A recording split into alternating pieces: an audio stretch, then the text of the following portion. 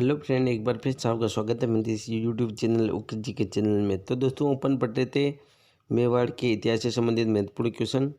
ठीक है दोस्तों। और दोस्तों अगर आप मेरे चैनल पर पहली बार हो तो चैनल को सब्सक्राइब करें और वीडियो पसंद आए तो वीडियो को लाइक एंड शेयर भी करें। तो शुरू करते हैं वीडियो को। जो आज का अपना क्वेश्चन है पहला कि रणमल की हत्या कब करवाई गई। क्या दोस्तों, रणमल की हत्या कब करवाई गई। तो इस पहला ऑप्शन है 1430, 1435, 1438 और 1444।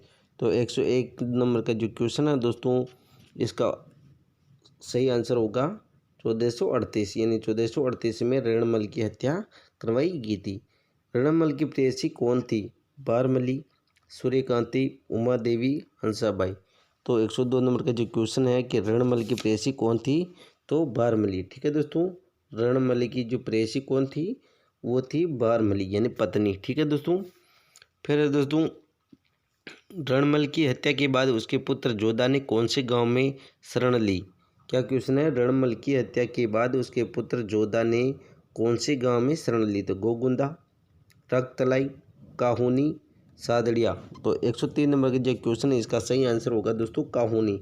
यानी कि रणमल की हत्या के बाद उसके पुत्र जोधा ने काहुनी में शरण ली थी। ठीक है दोस्तों। प्रसिद्ध आंवल बावल की संधि किन दो राज्यों के मध्य हुई।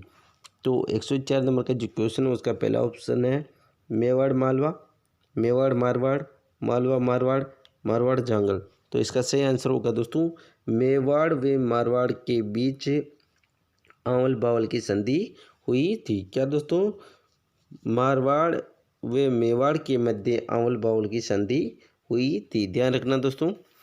फिर है दोस्तों, राव जोधा ने अपनी कौन सी पुत्री का विवाह कुंभा के पुत्र रायमल से किया।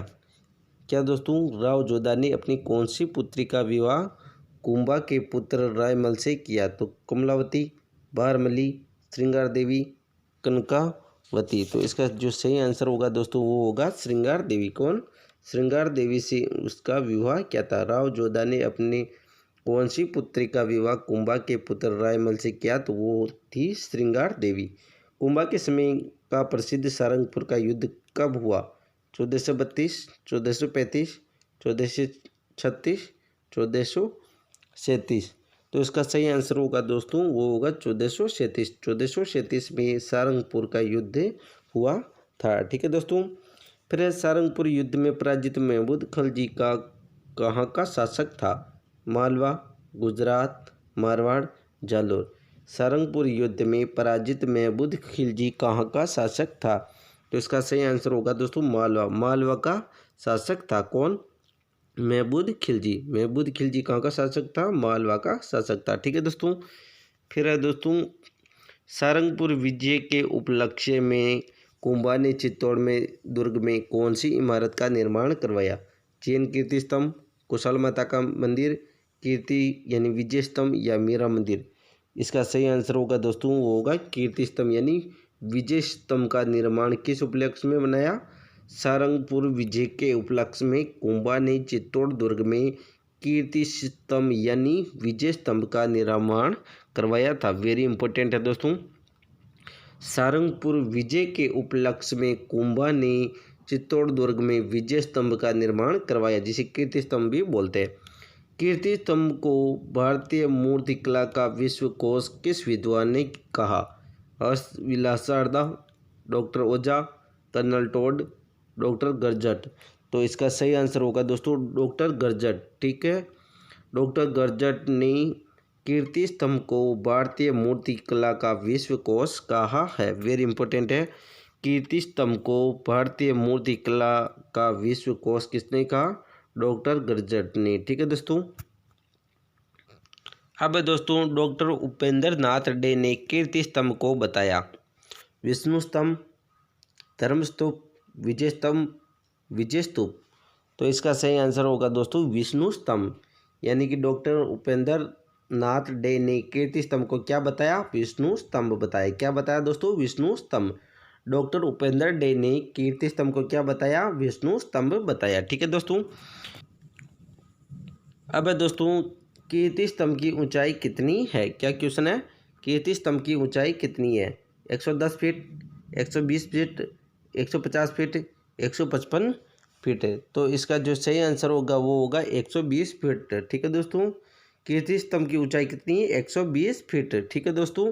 कीर्ति स्तंभ प्रशस्ति के रचनाकार कौन थे? वेरी इंपॉर्टेंट है दोस्तों। कीर्ति स्तंभ प्रशस्ति के रचनाकार कौन है? तो ये अब सभी को पता होगा दोस्तों, अत्रि व मेष। वेरी इंपॉर्टेंट है दोस्तों। कीर्ति स्तंभ के प्रशस्ति के रचनाकार अत्रि व मेष है। कौन? अत्रि व मेष कीर्ति स्तंभ के रचनाकार है। अब दोस्तों कीर्ति स्तंभ के वास्तुकार में शामिल नहीं है। क्या दोस्तों? कीर्ति स्तंभ के वास्तुकार में शामिल नहीं है। तो जेता, नापा, अत्रि, पुंजा। तो इसका सही आंसर होगा दोस्तों वो होगा अत्रि। ये कीर्ति स्तंभ के वास्तुकार में सम्मिलित नहीं है। ठीक है, ध्यान रखना दोस्तों। कीर्ति स्तंभ के वास्तुकार में कौन शामिल नहीं है? अत्रि। जबकि शामिल है जो कौन है? जेता, नापा व पुंजा। ठीक है दोस्तों। फिर है वर्तमान समय में कीर्ति स्तंभ राजस्थान के कौन से विभाग का प्रतीक चिन्ह है? पर्यटन, पुलिस, चिकित्सा, पुरातत्व विभाग। तो इसका सही आंसर होगा दोस्तों वो होगा पुलिस। कौन? पुलिस। यानी कि जो पुलिस की जो वर्दी होती है उसमें कीर्ति स्तंभ का चिन्ह होता है कंधे पर। ठीक है दोस्तों। यानी कि कीर्ति स्तंभ राजस्थान के कौन से विभाग का चिन्ह है? तो पुलिस विभाग का। ठीक है दोस्तों। फिर है कीर्ति स्तंभ कौन से देवता को समर्पित है? तो विष्णु, कृष्ण, शिव, गणेश। तो इसका सही आंसर होगा दोस्तों वो होगा विष्णु। क्या दोस्तों? कीर्ति स्तंभ किसको समर्पित है? विष्णु भगवान को। ठीक है, कीर्ति स्तंभ विष्णु भगवान को समर्पित है। रोम के टार्जन से कीर्ति स्तंभ की तुलना कौन से इतिहासकार ने की? कर्नल टॉड, डॉक्टर गर्जट, डॉक्टर ओजा, फर्ग्यूसन। क्वेश्चन क्या है? रोम के टार्जन ने कीर्ति स्तंभ की तुलना किससे की? तो इसका जो सही आंसर होगा वो होगा फर्ग्यूसन। ठीक है दोस्तों, फर्ग्यूसन ने की। यानी कि रोम के टार्जन से कीर्ति स्तंभ की तुलना किसने की? फर्ग्यूसन ने। ठीक है दोस्तों। अब दोस्तों राजस्थानी स्थापत्य कला का जनक किसे कहा जाता है? क्या क्वेश्चन है? राजस्थानी स्थापत्य कला का जनक किसे कहा जाता है? राणा कुंभा, स्वाई जय सिंह, बहारमल, राजसिंह। तो इसका सही आंसर होगा दोस्तों वो होगा राणा कुंभा। यानी कि राजस्थानी स्थापत्य कला का जनक कौन है? राणा कुंभा दोस्तों। ठीक है दोस्तों, बहुत ही महत्वपूर्ण है। राजस्थानी स्थापत्य कला का जनक कौन है? राणा कुंभा। 1456 की चंपानेर की संधि किन दो राज्यों के मध्य हुई? मालवा मेवाड़, मेवाड़ गुजरात, गुजरात मालवा, नागौर गुजरात। तो इसका सही आंसर होगा दोस्तों वो होगा गुजरात व मालवा के मध्य चंपानेर की संधि हुई थी। 1456 की चंपानेर की संधि किन राज्यों के मध्य हुई? गुजरात व मालवा के मध्य। ठीक है दोस्तों। फिर है कुंभा ने 1457 के कौन से युद्ध में मालवा के महमूद खिलजी को पराजित किया? तो सारंगपुर के युद्ध, बिजनौर का युद्ध, काहुनी का युद्ध व सिंगोली का युद्ध। तो किस में पराजित किया? बिजनौर के युद्ध में। ठीक है दोस्तों। कुंभा ने 1457 में बिजनौर के युद्ध में महमूद खिलजी को पराजित किया था। किसको दोस्तों? बिजनौर के युद्ध में महमूद खिलजी को क्या किया? पराजित किया था। किसने? महाराणा कुंभा ने 1457 में। ठीक है दोस्तों। फिर है दोस्तों कुंभा ने बिजनौर युद्ध में विजय के उपलक्ष्य में कौन से मंदिर का निर्माण करवाया? तो कुशाल माता मंदिर, कुंभस्वामी मंदिर, रणकपुर जैन मंदिर व आदिनाथी मंदिर। ठीक है, तो 120 नंबर का जो क्वेश्चन है इसका सही आंसर होगा कुशाल माता का मंदिर का निर्माण करवाया था। किसने? महाराणा कुंभा ने बिजनौर युद्ध में विजय के उपलक्ष्य में कुशाल माता के मंदिर का निर्माण करवाया था। ठीक है। चंपानेर की संधि के समय गुजरात का शासक कौन था? क्या दोस्तों? चंपानेर की संधि के समय गुजरात का शासक कौन था? उमर खां, होशंग खां शाह, महमूद शाह, कुतुबुद्दीन। तो इसका सही आंसर होगा दोस्तों कुतुबुद्दीन। ठीक है। चंपानेर की संधि के समय गुजरात का शासक कौन था? कुतुबुद्दीन। ठीक है। फिर मेवाड़ गुजरात संघर्ष का कारण कौन बना? उमर खां, कुतुब शाह, शम्स खां, मोहम्मद शाह। तो इसका सही आंसर होगा दोस्तों वो होगा शम्स खां। कौन? शम्स खां। मेवाड़ गुजरात संघर्ष का कारण कौन बना दोस्तों? शम्स खां। कुंभा की हत्या कब हुई दोस्तों? 1458, 1468, 1478, 1288। तो इसका सही आंसर होगा वो होगा दोस्तों 1468। ठीक है दोस्तों, 1468 में कुंभा की हत्या हुई। कुंभा की हत्या किसने की? रायमल, पृथ्वीराज, उदा, मेपा पवार। तो इसका सही आंसर होगा उदा। इसके पुत्र ने इसकी हत्या की थी। और ये दोस्तों क्वेश्चन पूछा हुआ है रीट लेवल 1 के अंदर। ठीक है दोस्तों, रीट लेवल 1 में ये क्वेश्चन पूछा हुआ पर्यावरण के सब्जेक्ट में कि रणकुंभा की हत्या किसने की थी? राव उद्दा ने की थी। किसने? राव उद्दा ने। ठीक है,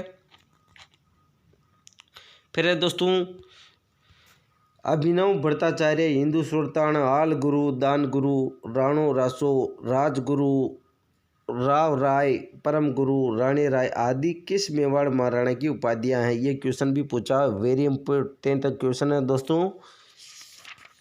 तो ये सभी उपाधियां दोस्तों राणा कुंभा की है। किसकी? राणा कुंभा की। किसके दोस्तों? राणा कुंभा की। अभिनव भट्टाचार्य, हिंदू सुल्तान, आल गुरु, दान गुरु, राणो रासो, राजगुरु, राव राय, परम गुरु, रानी राय, ये सभी उपाधियां किसकी है? राणा कुंभा की। ठीक है, कुंभा की उपाधियों का उल्लेख किसमें प्राप्त होता है? क्या क्वेश्चन है? कुंभा की उपाधियों का उल्लेख किसमें प्राप्त होता है? कोमलगढ़ प्रशस्ति, कीर्ति स्तंभ प्रशस्ति, वीर विनोद, हरिवार्तिक। तो इसका सही आंसर होगा दोस्तों कोमलगढ़ प्रशस्ति। ठीक है, कोमलगढ़ प्रशस्ति में कुंभा की उपाधियों का वर्णन मिलता है। कुंभा को कितने किलो के निर्माण का श्रेय दिया जाता है? तो 84, 32, 39, 54। तो इसका सही आंसर होगा दोस्तों 32। ठीक है दोस्तों, राजस्थान में 32 किलो का निर्माण महाराणा कुंभा ने करवाया था। ठीक है दोस्तों, महाराणा कुंभा को कितने किलो के निर्माण का श्रेय दिया जाता है? 32। ये राजस्थान में करवाए गए किलो की संख्या है। ठीक है, फिर है कुंभलगढ़ का किला कौन से जिले में स्थित है? ठीक है दोस्तों, आप सभी को पता है कि राजसमंद में कुंभलगढ़ किले का निर्माण करवाया गया है। ठीक है, कुंभलगढ़ किले किस जिले में है? राजसमंद में। ठीक है, कुंभा ने किस दुर्ग में अपने निवास के लिए कटारगढ़ नामक महल का निर्माण करवाया था? अचलगढ़, बोमट, कुंभलगढ़ दुर्ग, चित्तौड़गढ़ दुर्ग। तो इसका सही आंसर होगा दोस्तों कुंभलगढ़ दुर्ग में कटारगढ़ का निर्माण करवाया गया है, जिसे मेवाड़ की तीसरी आंख कहा जाता है। किसे? कटारगढ़ को। ठीक है, कटारगढ़ को मेवाड़ की तीसरी आंख कहा जाता है। ध्यान रखना, वेरी इंपॉर्टेंट है। मेवाड़ की आंख किसे कहा? कटारगढ़ को। ठीक है दोस्तों, महादेव का प्रसिद्ध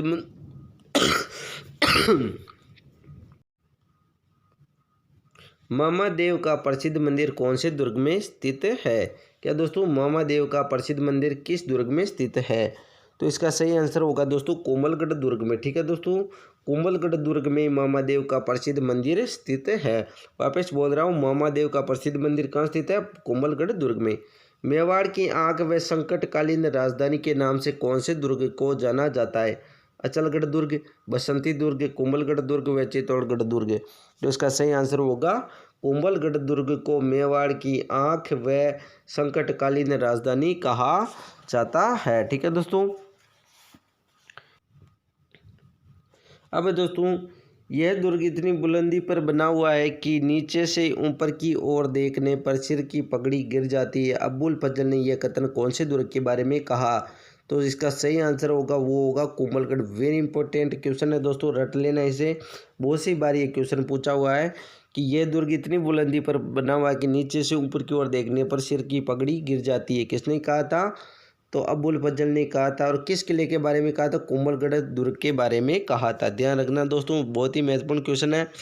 चित्तौड़ दुर्ग के 7 द्वारों का निर्माण किसने करवाया? मोकल ने, रायमल ने, कुंभा ने, उदय सिंह ने।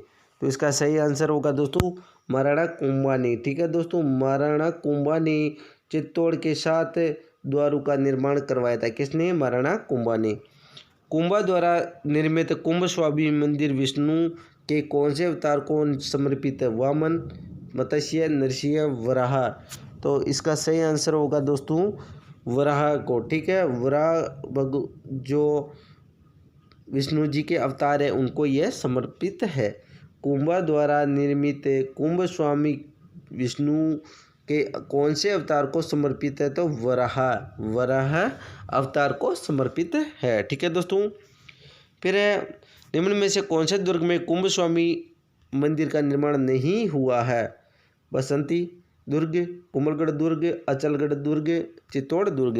तो इसका सही आंसर होगा बसंती दुर्ग। ठीक है दोस्तों, इसमें कुंभ स्वामी मंदिर का निर्माण नहीं हुआ और बल्कि अचलगढ़, कोमलगढ़ व चित्तौड़ में कुंभ स्वामी मंदिर का निर्माण किया गया है।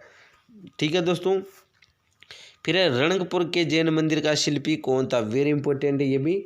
रणकपुर के जैन मंदिर का शिल्पी कौन था? मंडन, चेता, कुंभा, देपाक। 136 नंबर का जो क्वेश्चन है इसका सही आंसर होगा दोस्तों देपाक। ठीक है। रणकपुर के जैन मंदिरों का शिल्पी कौन था? देपाक। ध्यान रखना, रणकपुर के जैन मंदिरों का शिल्पी कौन था दोस्तों? देपाक। ठीक है। रणकपुर के जैन मंदिर का निर्माण किसने करवाया? विमल शाह ने, जय शाह ने, दारण के शाह ने, बाबा शाह ने।